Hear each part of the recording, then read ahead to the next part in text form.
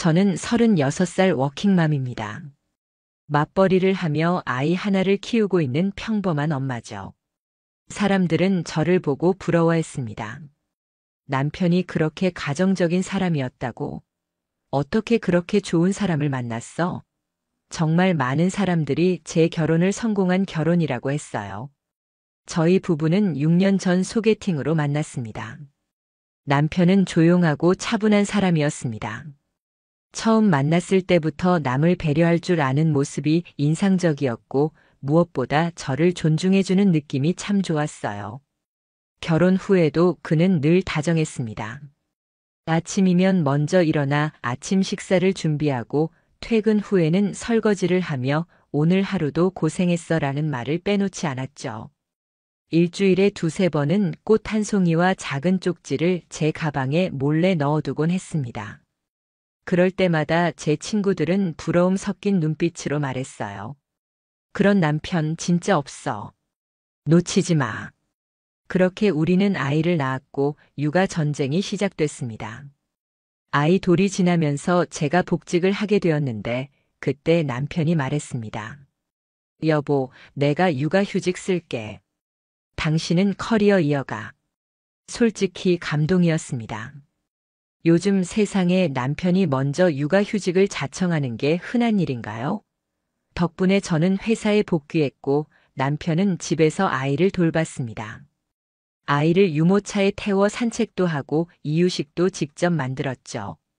퇴근하고 돌아오면 남편이 직접 만든 반찬이 식탁 위에 놓여 있었고 아이는 환하게 웃으며 저를 반겼습니다. 정말 그때까지만 해도 저는 제가 완벽한 가정을 가진 여자라고 생각했어요. 그리고 그 완벽함을 스스로도 자랑스럽게 여겼습니다. 하지만 그 완벽함은 결국 누군가의 연기 위에 세워져 있었던 거였습니다. 처음 이상하다는 느낌을 받은 건 남편이 이상할 정도로 피곤해하기 시작하면서부터였습니다. 저녁이면 소파에 누워 TV도 안 켜고 불도 꺼둔 채 맥주만 들이키곤 했어요. 여보, 어디 아파? 그냥 좀 피곤해서 그래. 아기 보느라 그런가 봐. 저는 대수롭지 않게 넘겼습니다. 아무래도 아이가 돌 전후로 잠투정이 심해지면서 남편도 육아 스트레스를 느끼는 것 같았거든요. 하지만 그 시기를 기점으로 남편의 습관이 바뀌기 시작했습니다. 밤늦게까지 혼자 거실에 앉아 있거나 갑자기 산책 좀 다녀올게라며 11시 넘어서 나가기도 했고 혼잣말처럼 나는 왜 이렇게 무기력하지 같은 말을 중얼거릴 때도 있었어요. 어느 날은 제 생일이었는데 아무 말도 없이 지나갔습니다. 꽃도 편지도 없었습니다. 처음이었어요. 그런 사람이 아니었거든요. 그날 밤 저는 잠이 오지 않아 뒤척이다가 남편이 두고 간 휴대폰에서 알림 하나를 보게 됐습니다. 오늘도 고마워. 당신 없었으면 나 어떻게 살았을까? 문구는 짧았지만 그 안에 담긴 온도는 너무 따뜻했고 그 따뜻함은 저를 얼어붙게 만들었습니다. 당신 없었으면 어떻게 살았을까? 그 말은 저한테 해본 적 없는 말이었습니다. 무심결에 화면을 더 보려던 찰나 휴대폰은 비밀번호 화면으로 전환됐습니다. 저는 아무 말도 하지 않았습니다. 이건 그냥 친구 사이에 오간 메시지일 수도 있다고 억지로 제 자신을 설득했어요. 하지만 그날 이후 제 마음속에는 이상한 울림 하나가 계속 맴돌기 시작했습니다. 며칠 후 남편의 지인이 집에 왔습니다. 같이 일했던 여성 팀원이라고 했죠. 그녀는 거실에서 아이와 자연스럽게 놀았습니다. 말투도 부드럽고 아이도 낯설어하지 않았습니다. 이모가 많이 봤나 봐요. 애가 익숙해하네요. 제가 농담처럼 말하자 그녀는 순간 웃음을 멈추고 말했습니다. 아, 그런가요? 예전에 잠깐 봤어요. 그리고는 빠르게 화제를 돌렸습니다. 그때 저는 별 의심을 하지 않았습니다. 하지만 지금 생각하면 그녀의 시선, 말투, 손짓 모든 게 어딘가 부자연스러웠어요. 마치 자신의 존재를 일부러 감추고 있다는 듯한. 그리고 결정적인 순간은 아이의 어린이집 선생님께 들은 한마디였습니다. 아버님이랑 다니시는 분 어머님 아니시죠? 네. 무슨 말씀이세요? 아, 그냥요. 요즘 아버님이 자주 아이 데리고 오시잖아요. 근데 매번 옆에 계신 분이 달라서요. 그때 알았습니다. 무언가 정말 이상하다는 것을. 그리고 저는 남편이 사용하던 태블릿을 열어보기로 결심했습니다. 비밀번호는 제 생일이었고 그건 예전부터 변함이 없었습니다. 태블릿 안에는 여러 개의 사진 폴더가 있었습니다. 그중 하나. 눈에 띄는 제목. 데이즈, 그 안에는 사진들이 있었고 아이를 안고 웃고 있는 남편. 그리고 그 옆에 제가 아닌 다른 여자가 있었습니다. 사진 속 여자는 며칠 전 우리 집에 와서 아이와 놀아주던 그 사람이었습니다. 두 사람은 마치 한 가족처럼 보였습니다. 사진 설명에는 이런 글이 남겨져 있었습니다. 너랑 있을 때가 진짜 나 같은 느낌이야. 그날 밤 저는 혼자 안방에 불을 끄고 앉아 있었습니다. 잠든 아이 옆에서 울지도 못하고 멍하니 시간을 보냈습니다. 제가 그토록 믿었던 사람. 제가 세상에서 가장 사랑한다고 말했던 사람. 그 사람이 제게 가장 큰 거짓말을 하고 있었던 겁니다. 그날 이후 저는 모든 것이 달라 보이기 시작했습니다. 같은 공간, 같은 얼굴, 같은 목소리였지만 남편은 이제 더 이상 남편처럼 느껴지지 않았습니다. 아침마다 웃으며 커피를 내려주던 손길, 아이를 목욕시키며 부르던 자장가, 퇴근 후 내 손을 잡으며 수고했어 말하던 눈빛까지도 모든 게 연기처럼 느껴졌어요. 하지만 그럼에도 제가 직접 눈으로 확인한 건 사진뿐이었습니다. 진짜 관계가 어떤지, 얼마나 깊었는지 확실하게 알지 못했기에 섣불리 행동할 수는 없었어요.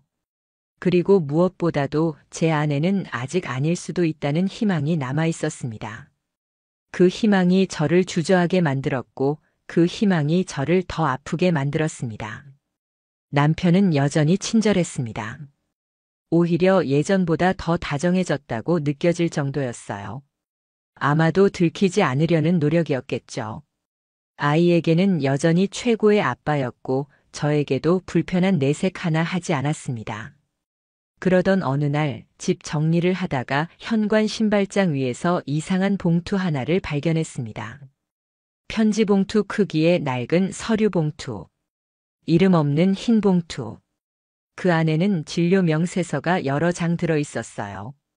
땡땡산 부인과 진료 기록 환자명, 땡땡땡, 진료 내용, 임신 확인 및 산전 검사 심장이 철렁 내려앉았습니다. 이름은 낯설었지만 병원 위치는 우리 집에서 10분 거리였어요. 진료 날짜는 제가 야근 중이라 집에 없었던 날이었습니다. 그때부터 저는 제 삶 전체가 연극처럼 느껴졌습니다. 아내는 무대 뒤로 밀려나고 누군가가 제 자리를 대신 살고 있었던 거예요. 증거가 필요했습니다. 확실하게 누구도 부정할 수 없는 증거. 그래서 저는 탐정을 고용했습니다. 주변에 알려질까 두려웠지만 더는 혼자서 감당할 수 없었습니다. 탐정은 단도직입적으로 말했습니다. 의심이 드셨다면 대부분은 맞습니다. 하지만 중요한 건 감정이 아니라 기록이에요. 사진, 위치, 영상, 증명 가능한 모든 것. 남편의 동선을 추적하는 데에는 일주일도 걸리지 않았습니다. 일주일 뒤 탐정은 저를 조용한 카페로 불렀습니다. 그는 노트북을 열어 사진 몇 장을 보여줬습니다.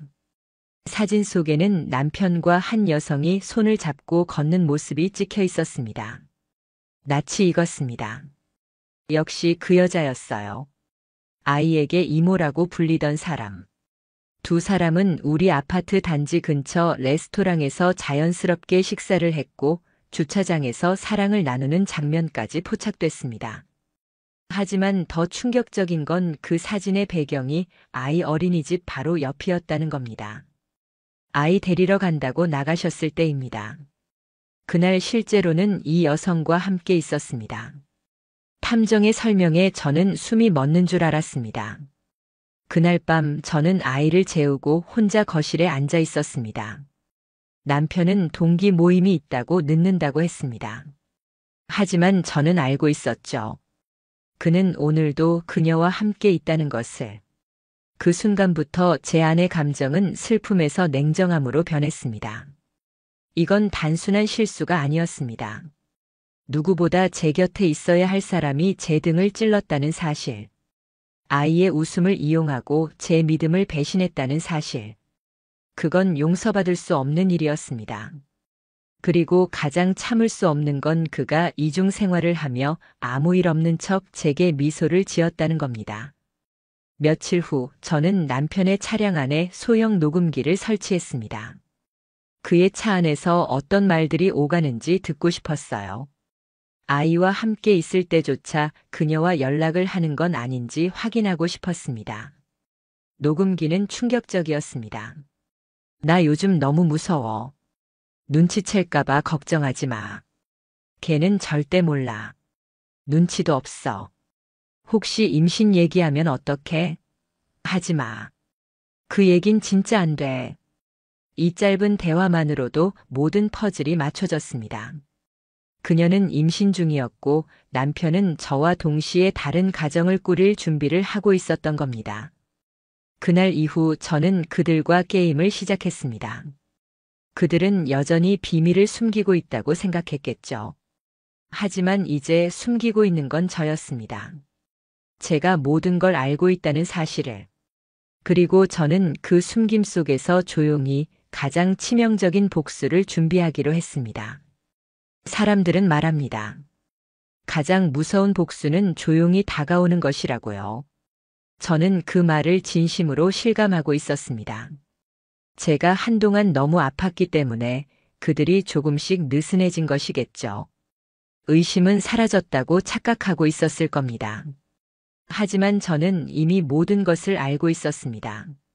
남편이 육아 천사로 불리며 칭찬받을 때 그의 뒤에서는 두 얼굴이 드러나고 있었고 그 가면은 점점 벗겨지고 있었습니다. 녹음기에 담긴 대화는 제가 행동으로 옮길 수 있는 확실한 도화선이 되었습니다. 걔는 눈치도 없어서 걱정 없어.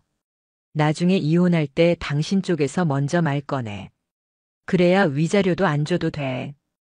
그 말이 귀에 계속 맴돌았습니다. 저는 변호사를 찾았습니다. 가사 전문 변호사 그리고 상간소송 경험이 많은 분이었어요. 모든 증거 자료들을 정리해 USB에 담아갔고 조심스럽게 상황을 설명했습니다. 변호사는 한참 동안 아무 말 없이 듣고 있다가 조용히 입을 열었습니다. 이혼 소송, 상간 소송 둘 다 유리한 상황이에요. 상대방이 부정행위를 저질렀고 그 증거도 충분하니까요. 문제는 그들이 언제 행동으로 옮길지를 모르니 선제 대응이 중요합니다. 그 말이 제게 행동할 용기를 주었습니다. 그동안은 무너진 마음을 추스르느라 버티기 바빴지만 이제는 제가 움직일 차례였습니다. 첫 번째로 한 일은 남편의 공용 노트북에 감시 프로그램을 설치한 것이었습니다. 원래 그 노트북은 제가 가끔 재택 근무할 때 사용하는 기기였기에 의심받지 않고 접근할 수 있었죠. 설치한 지 며칠 후 매일 자동 전송 시스템으로 복사된 문서 하나가 도착했습니다. 제목은 이혼 관련 자산 분리 계획안 초안 열어보는데 망설임은 없었습니다. 내용은 충격적이었어요. 제 명의로 되어 있는 적금은 남편 명의로 선물 이전 처리할 계획, 양육권은 남편이 가져가되 실질 양육은 상간녀가 수행할 예정, 제가 받게 될 최소한의 위자료 금액을 계산하며 불륜 증거 없게 조심할 것이라는 문장까지 명시되어 있었죠. 그제서야 저는 이 사람들이 단순히 잘못을 저지른 게 아니라 계획적으로 저를 속이고 있었다는 걸 깨달았습니다. 둘 사이에 무슨 이야기가 오가고 있는지 더 자세히 확인하고 싶었습니다. 그래서 다음 단계로 남편이 사용 중이던 태블릿의 클라우드 계정을 해킹했습니다. 사실 해킹이라기보다 그가 사용하던 비밀번호가 제 생일이었고 그대로 다른 기기에서 로그인한 것뿐이었어요. 그 안에는 두 사람의 메시지와 사진이 가득했습니다. 아이와 함께 있는 사진들, 여행을 간 듯한 모습, 심지어는 우리 집 거실에서 함께 요리하는 사진까지 있었습니다. 그녀가 입고 있는 앞치마는 제가 선물했던 제 이름 이니셜이 박힌 앞치마였습니다. 가장 견디기 힘들었던 건 메시지였습니다. 그 여자 없이 사는 법 당신이 가르쳐줘서 고마워. 우리 진짜 가족 같지 않아? 그 애가 의심하면 그냥 내가 우울증 걸린 것처럼 연기할게. 그 메시지를 읽으며 저는 진짜 숨이 막혔습니다. 저를 정신적으로 문제 있는 사람으로 만들 계획이었어요. 그렇게 하면 이혼을 해도 양육권, 위자료, 동정심까지 모두 자기들 몫으로 가져갈 수 있을 테니까요. 이제 더 이상 망설일 이유는 없었습니다. 치밀하게 완벽하게 복수하자. 그 결심을 했습니다. 변호사와 다시 만나 정확한 플랜을 짰습니다. 이혼 소송 상간 소송 동시 제기, 남편과 상간녀의 재산 목록 확보, 상간녀의 직장 및 가족 정보 파악, 아이 양육권 우선 확보 조치, 변호사는 말했습니다. 이 정도 증거면 상대방이 오히려 합의하자고 매달릴 수도 있어요. 하지만 저는 합의할 생각 없습니다. 제 대답은 단호했습니다. 이건 단순한 혼인이 아니고 저를 한 사람으로서 무너뜨린 행위니까요.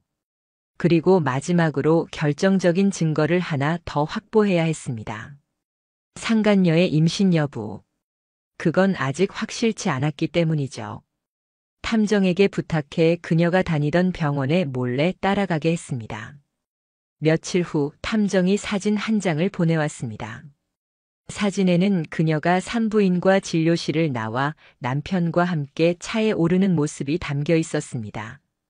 남편은 그녀의 허리를 감싸 안았고 그녀는 배를 쓰다듬으며 웃고 있었습니다. 그 사진으로 인해 모든 그림은 완성되었습니다. 불륜, 임신, 거짓된 이중 생활까지 이제는 그 어떤 법정에서도 그들의 행동을 부정할 수 없게 됐습니다. 마지막으로 해야 할 일이 하나 더 남아 있었습니다. 제가 그동안 참고 견뎠던 그 집안에서 그들의 연극을 끝장내는 일. 남편은 아무것도 모른 채 그날 저녁도 평소처럼 웃으며 말했습니다. 여보, 나 오늘 조금 늦어. 회사 사람들 만나기로 해서. 저는 고개를 끄덕이며 말했죠. 그래요. 조심히 다녀와. 요즘 바쁜 것 같네. 그가 나간 문이 닫히자마자 저는 휴대폰을 꺼내 변호사에게 진행해 주세요라고 메시지를 보냈습니다. 그 순간 모든 복수는 실제로 시작되었습니다. 소송 서류가 접수된 날 저는 평소처럼 남편을 기다렸습니다. 그는 늦은 밤 술 냄새를 풍기며 돌아왔고 늘 그랬듯 습관처럼 말했죠. 피곤하다. 샤워하고 올게. 저는 말없이 고개를 끄덕였습니다. 그러고는 현관 신발장에 놓인 등기 우편물을 가리켰죠. 당신 앞으로 등기 왔어. 법원에서 온 것 같던데. 남편은 순간 멈칫하더니 봉투를 들고 화장실로 들어갔습니다. 문을 닫는 소리가 무겁게 울렸고 잠시 뒤 안에서 들려오는 소리로 그가 무언가를 깨닫고 있다는 걸 알 수 있었습니다. 씻는 시간은 평소보다 훨씬 짧았습니다. 수건으로 대충 머리를 닦은 채 그는 제 앞에 앉아 이렇게 말했습니다. 이게 뭐야? 그대로야. 당신의 불륜에 대한 손해배상 청구 소송, 그리고 이혼 소송. 2개 다. 그게 무슨 소리야? 당신 혹시 오해한 거 아니야? 오해? 저는 미소를 지으며 USB 하나를 건넸습니다. 남편은 말을 잇지 못했습니다. 입술이 파르르 떨렸고 손끝은 식은 땀으로 젖어 있었어요. 그 순간 저는 알 수 있었습니다. 그가 그동안 어떤 얼굴로 나를 속여왔는지, 그리고 지금 그 얼굴 위에 가면이 찢어지고 있다는 것을. 다음 날 변호사로부터 연락이 왔습니다. 상대 측 변호사 벌써 연락 왔습니다. 합의하자고 하네요. 합의요? 제가 차분히 되묻자 변호사는 웃으며 말했습니다. 예. 합의금으로 2천만 원 제시했습니다. 상간녀 쪽에서도 별도로 1천만 원 준비하겠다고 하네요. 하지만 이 정도 증거로는 판결 나면 훨씬 더 받을 수 있습니다. 저는 단호하게 말했습니다. 그 돈 필요 없어요. 저는 결과를 받아야겠어요. 이 사람들 책임지게 해야 합니다. 그리고 며칠 후 상간녀에게도 법원 등기 소송 서류가 전달됐습니다. 그녀는 당황했는지 남편에게 수차례 연락을 했고 그 통화 내용 일부는 감시 어플을 통해 확인할 수 있었습니다. 당신이 다 해결한다더니 이게 뭐야? 걔가 이렇게 나올 줄 몰랐어. 진짜 예상 못했어. 우리 어떻게 되는 거야? 나 이제 어쩌라고. 이제 그들 역시 서로를 책임질 수 없는 상태가 되어가고 있었습니다. 처음엔 사랑이라 믿었겠지만 모든 불륜의 끝은 결국 현실 앞에 무너지게 되어 있죠. 법원 심리날. 남편은 혼자 나왔고 상간녀는 정장을 입은 채 무거운 표정으로 법정에 들어섰습니다. 저는 차분히 조용히 제자리에서 그들을 바라보았습니다. 판사는 증거 자료를 검토하며 불륜 사실과 재산 분리 계획, 혼인 파탄의 책임에 대해 물었고 제가 준비한 자료는 어느 하나 빈틈이 없었습니다. 특히 임신을 가장해 제 정신 상태를 문제 삼으려던 계획이 명백히 드러나자 판사의 표정은 굳어졌습니다. 가정이라는 공동체에서 상대방의 신뢰를 이용해 이처럼 치밀하게 기망한 행위는 중대한 위법입니다. 판사는 그렇게 말하며 남편의 책임을 80%, 상간녀의 책임을 20%로 판결했고 다음과 같은 결정을 내렸습니다. 이혼 청구 인용, 양육권 전부 아내에게 귀속, 위자료 남편 4천만 원, 상간녀 2천만 원. 지급 명령, 정신적 피해를 고려해 추가 재산 분할로 아파트 소유권 전부 아내 귀속. 남편은 법정에서 눈을 감은 채 두 손으로 얼굴을 가렸습니다. 상간녀는 고개를 숙인 채 법정 밖으로 빠르게 나갔습니다. 하지만 저는 어떤 감정도 느껴지지 않았습니다. 눈물이 나지도 화가 나지도 않았습니다. 그저 끝났구나 라는 생각뿐이었습니다. 그 후로 몇 주가 지났습니다. 남편은 몇 차례 연락을 해왔습니다. 아이 얼굴은 볼 수 있게 해줘. 진짜 미안해. 다시 기회 줄 수는 없어. 우리 이렇게 끝나면 너무 허무하잖아. 하지만 저는 단 한 번도 그 연락에 응하지 않았습니다. 그가 선택한 인생이니까요. 그는 제가 아닌 사람을 위해 모든 것을 버렸고 지금은 그 대가를 치르고 있는 것뿐이었습니다. 상간녀는 회사를 그만뒀다고 들었습니다. 임신 여부에 대해서는 확인되지 않았지만 그녀의 가족이 상간소송 사실을 알게 되었고 가족들과도 연을 끊었다는 소식이 들려왔습니다. 둘은 결국 같이 살지도 못했습니다. 법적 책임과 주변 시선, 그리고 서로에 대한 실망감까지 그들의 사랑이라는 이름의 환상은 무너지는데 오래 걸리지 않았습니다. 그리고 저는 다시 제 삶을 정리하기 시작했습니다. 아이와 함께하는 일상, 저만의 시간, 그리고 다시 시작된 커리어.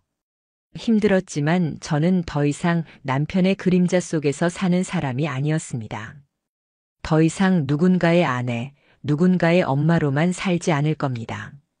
저는 이제 저 자신으로 온전히 살아갈 준비가 됐습니다.